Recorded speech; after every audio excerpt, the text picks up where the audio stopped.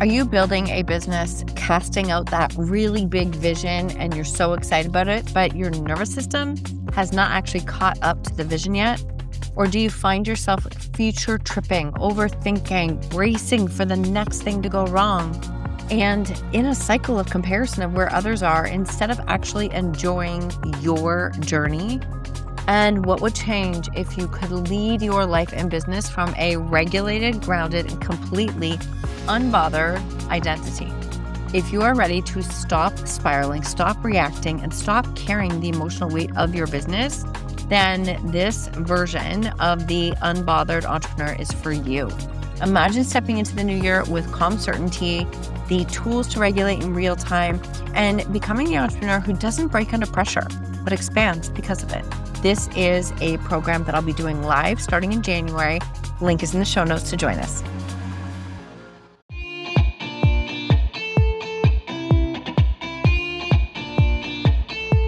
Welcome to the Own Your Choices, Own Your Life podcast. I know you are here wanting to change and rewrite your story. You are desiring to step into the impact that you know you are here to create. I am here to guide you with the proven tools and strategies used by myself and our speakers to support you in taking radical responsibility in your life and learning how to own your choices to change your story. My name is Marsha Van Weinsberg. I am a storytelling business coach, master NLP trainer, speaker, podcaster, and 7 times published author.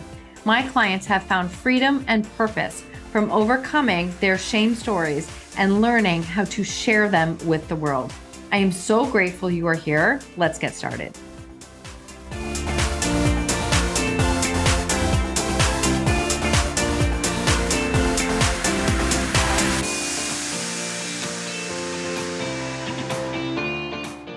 Welcome back to the show. We are in about the middle of January at this point, and I don't know if this is where they call it the Blue Monday where it's like, kind of the darkest times. We're in this, we don't have a lot of daylight. We're a few weeks after Christmas. We're in this time. And I know that this is where a lot of our goals can kind of fizzle out. And I also want to give you a different frame to think about as to maybe a way to see why yours might be fizzling out if they are. And one of the reasons is that do you know what your capacity is? Like, do you actually know what your capacity is? This is actually something I didn't even understand this word, I bet you even a year ago. I was the put your head down, get it done, work hard, push hard. And capacity was like, well, of course I can do it. I can just do it. And there comes a point where it's like, you've got that meme where the waiter's juggling all the plates and they're like plates on plates on plates and you're trying to juggle it all. And that's kind of what capacity looks like. It's like, okay, so maybe you can hold it, but for how long? Is it fun? Do you enjoy it? What does that look like? And so one of the things that I wanted to share from this lens, especially as you're coming out to the new year, it's not about like gangbusters out and go full tilt and then burn out by the middle of January. That's not it at all. We actually want to build sustainable process, which also means it requires patience. And I'm laughing because that's always something I'm working on. But this is where capacity comes in. I used to be led by my ideas in business. And honestly, I think that I had to go that route to experience it first. But what I did was I would be in a space of like, oh, a new idea, new program every month, new program every month. And we'll wait, new masterclass to lead the program every single month. Oh, better post and share about that 3 posts a day, every single day to promote all the new programs. And I can even hear it in my energy, but that's what I did. And I actually think it was good that I did that to recognize what I wanted and didn't want anymore. So I am like the queen of ideas. Honestly, if you've been in my containers, in my world, you know how often I talk about that's content and the ideas that I have. I have no shortage of ideas at all. Does every idea go out into the world? Absolutely not. I've got a notes app in my folder. The ideas go into there. Even podcast ideas. I get ideas all the time for podcasts. And I just like voice note them into there. And then I come back and circle to them to see what lands and what I'm living and walking through right now. I'm no longer led by my ideas. My ideas go somewhere to live What I'm led by is my own nervous system, my own capacity, and my own like subconscious alignment to where I want to go. Do I believe that it's possible? Because we will only build what we feel sustainable if our system is built to hold it. How can we build and support ourselves so that we can hold what we're building? I love this quote. It's unknown, but your nervous system determines what you can create, sustain, and receive. Your subconscious determines whether you believe that you can hold it. And the capacity is the bridge in between your ambition and your results. That's capacity. Now, I shared something in a podcast a few months ago that people loved, and it was this piece that if you build your capacity, your ambition can work for you. Don't build your capacity, and your ambition will work against you. And that's what happens. If you don't build the capacity, you're going to be burning out nonstop. We want your ambition to work for you.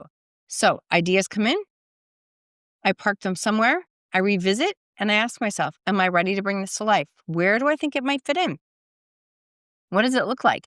If I am making decisions, and I'm sharing this with you because I feel like I know it's going to land for somebody.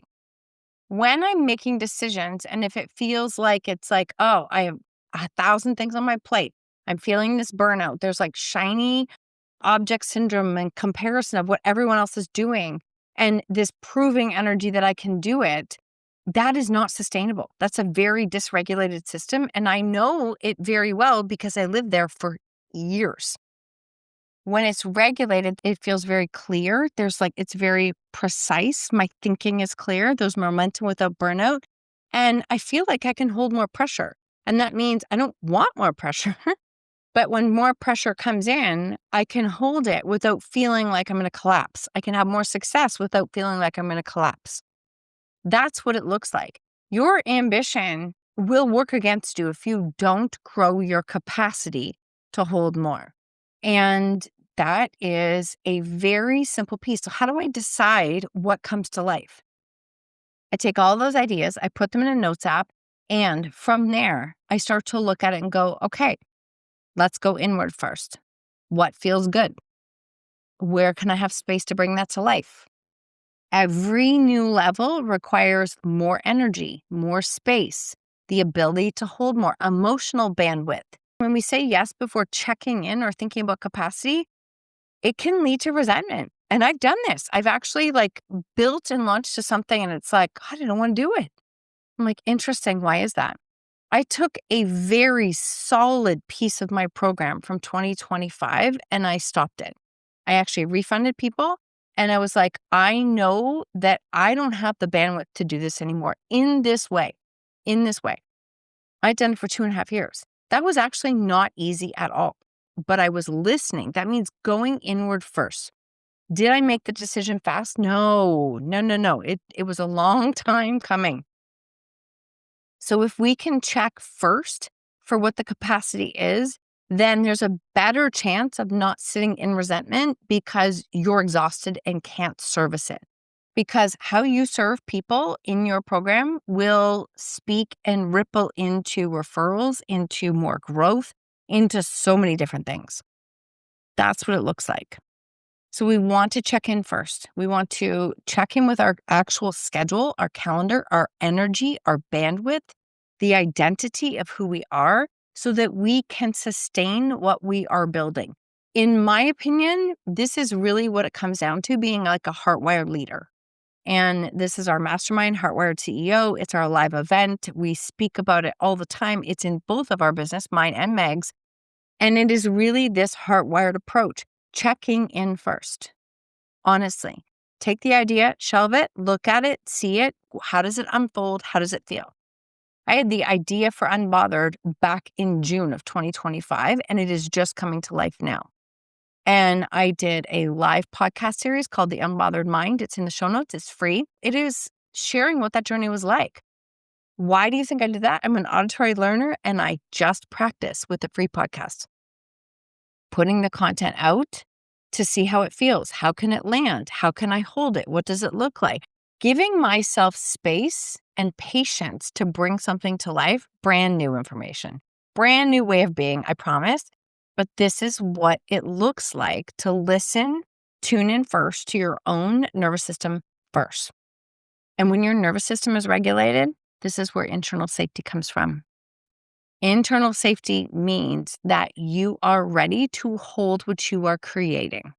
You are able to be in a space of feeling grounded and neutral, whether it's all working out or whether it's not. If your body doesn't feel safe to hold what you're creating, your subconscious literally will go, oh my God, that's pressure. That's unsafe. Let's block that. And so you can have incredible opportunities that are right there, but you're so dysregulated that you can't hold it. It's like you got all the plates going and then somebody throws a ball in and it like all the plates come tumbling because you can't hold it all at the same time. So this is why we want to set ourselves up for success. If I can learn how to do this and pause and actually regulate first and ask myself for capacity, what does it look like? I promise you, this took me a long time to learn. You can too. You absolutely can too. So if your nervous system says, nope, not yet, what can we do? How can we breathe, give ourselves space, regulate, pause, rest, give ourselves time to recharge and get out of our heads and into our bodies to actually ground before taking action? Getting into that space is nervous system regulation that will allow you to make a better decision to know if this is a yes right now or a not right now. Do you believe that you can hold it in the way that you want to, in a sustainable way that you can hold it? Does this idea feel safe? Does it expand you? Does it collapse you? Does it add pressure? What identity do you have to step into in order to embody this? Backing up, when I shared about the concept of unbother, it's big.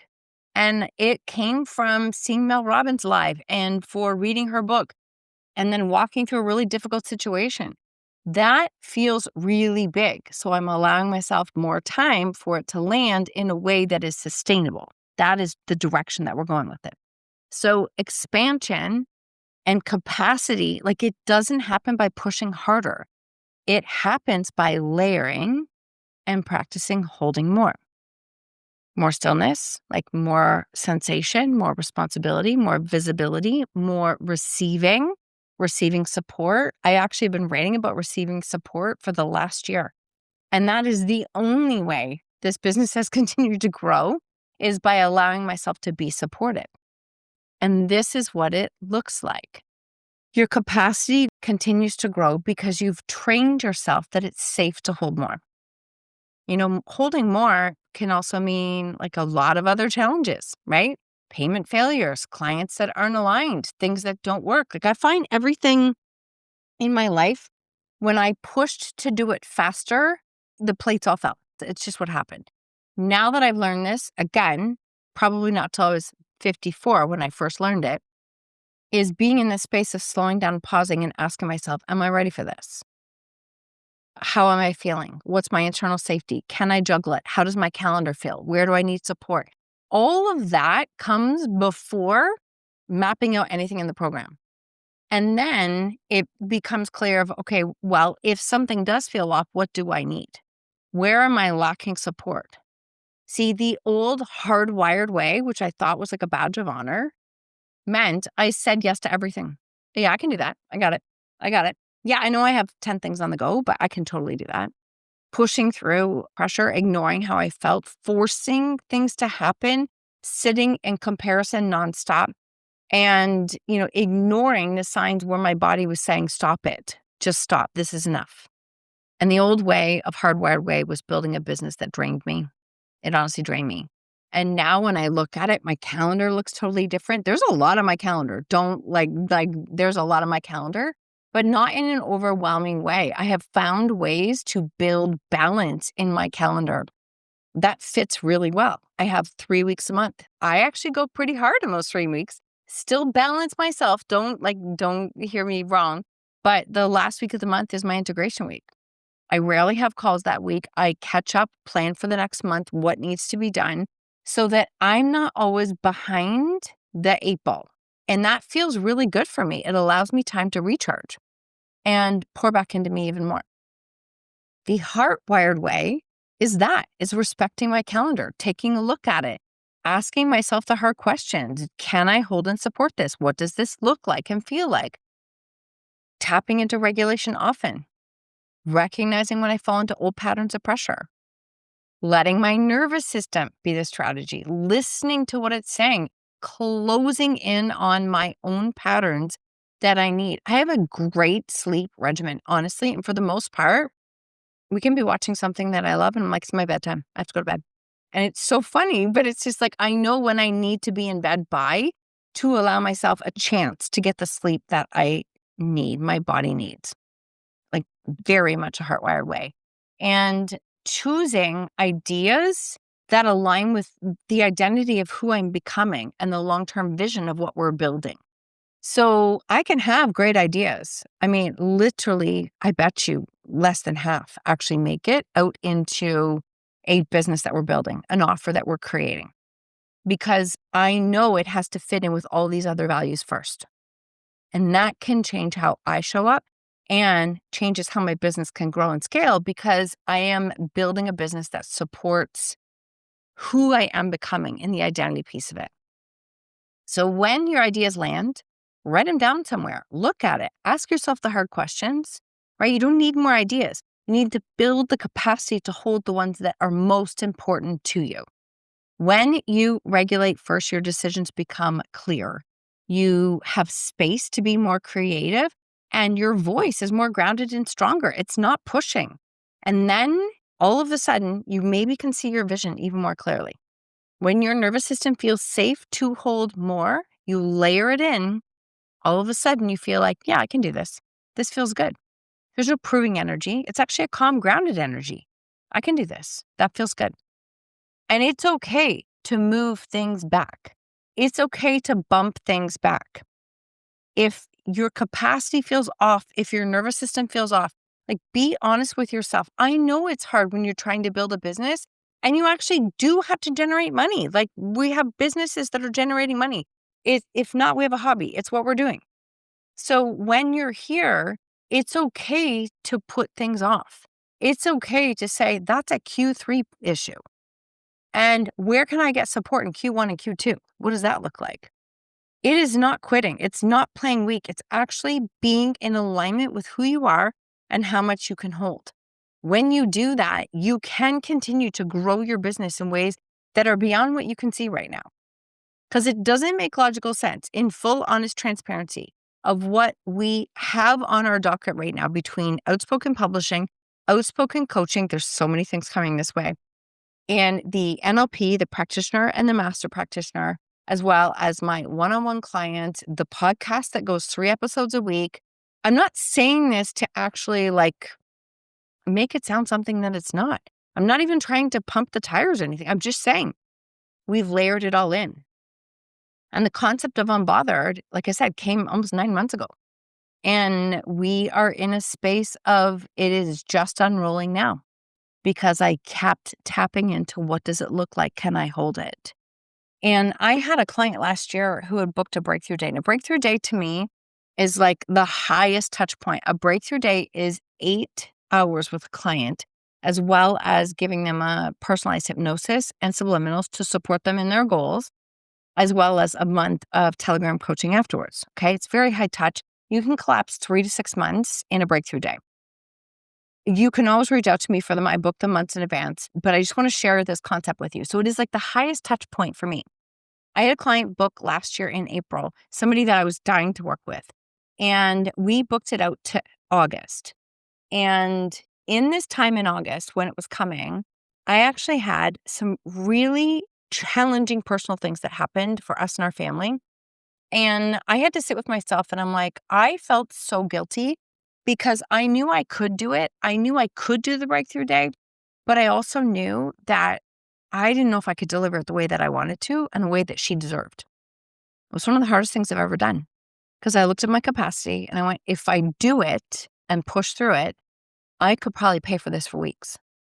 And so I reached out to her and I was like, I feel terrible about this, but I actually want to talk to you about capacity in a second. I know we've had this booked for months. I don't think I can deliver it in the way that you deserve for it to be delivered at this point. In 2 weeks' time, I absolutely can. What I am wondering is, could we postpone it for 2 weeks? And could I offer you an additional 2 weeks of coaching to support you? And again, please know I don't make this decision lightly. She responded back and she said, because the story I was telling myself was all about me and I was very disappointed in myself. She reached back and she said, "Oh my God, absolutely. And thank you for teaching me how to lead myself through a difficult time." It all worked out in the best way possible. She had the best breakthrough day and the biggest transformation because I was in a different energy space and I didn't deplete myself. That's what I'm talking about with checking in with your own capacity. Be honest with yourself so that you can deliver in the way that you desire to. Okay, the way that serves your people best and serves yourself. So that's the example that I wanted to share. If you are here to really do some capacity work in 2026, if you're going and scaling your business, then capacity should be a word like up front and center for you, as well as nervous system and subconscious work, because that's what's going to hold the business that you're building. This is what we do in the Heartwired CEO, in Outspoken, in Unbothered, which is on Rolling Up too. So I am so grateful to do this work with you and to share it in live time in a podcast. I would love to know how it lands and how it's speaking to you. Thank you. Thank you. Thank you for being here. I appreciate you so, so, so much. Keep going. You have epic shit to do in the world, and someone somewhere is praying for the solutions that you are holding on to. Thank you so much for tuning in to another episode of Own Your Choices, Own Your Life. If you love this episode, I invite you to tag me on social media with your takeaways or share it with a friend. Please, if you feel called, take 30 seconds to leave a 5-star review, and I will be forever grateful. Until next time, remember, when you own your choices, you truly own your life.